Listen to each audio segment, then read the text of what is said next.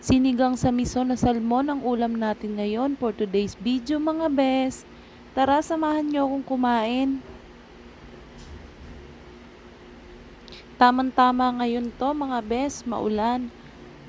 Masarap humigop ng sabaw. Kayo mga bes, anong pagkain nyo?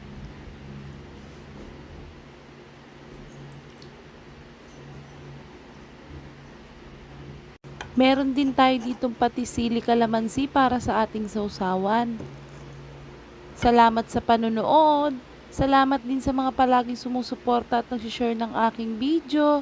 God bless po sa inyo.